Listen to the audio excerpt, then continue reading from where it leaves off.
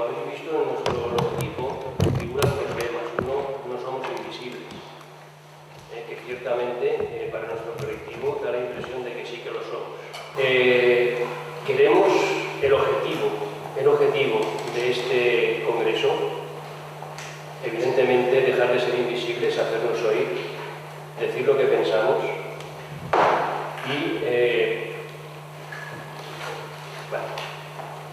y para ello se realiza, para eso está, para dar voz a todo nuestro colectivo. Que ha estat sempre la impulsora d'aquesta idea amb la col·laboració de la resta d'entitats. I cal posar de manifest precisament que els veritables protagonistes són les associacions, que no han reparat esforços, que són esforços no retribuïbles, que són esforços de persones anònimes, fins que una idea incipient avui podem dir que ja es transforma en una realitat. Una vegada més, la societat civil ens revela davant d'una situació injusta. Aquest congrés ens ha de servir com una oportunitat per a l'intercanvi d'experiències un col·lectiu molt castigat per una crisi econòmica que l'expulsa sistemàticament del mercat de treball.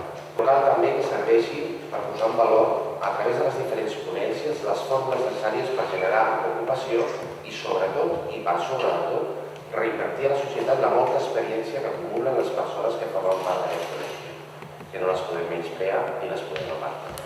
De este señor, ¿cómo se llama? Que puedes... Sí, perdona, aparte que yo creo que al Club de la Comedia puede ir con la Eva H. Se llama Montoro, que decía que lo que se están moderando los salarios, están subiendo moderadamente.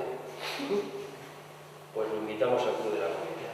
Que se ha hecho a todas las de nuestro país, Cataluña, y también a todos los grupos políticos a nivel estatal. Y ayer mismo recibimos la contestación que no podía asistir. Se la enviamos evidentemente al presidente del Congreso, Jesús Posada, y desde su gabinete de prensa pues que no podía asistir porque ese día pues había pleno, me parece. En todo caso, sí que se le ha invitado a todos. No vienen. Bueno,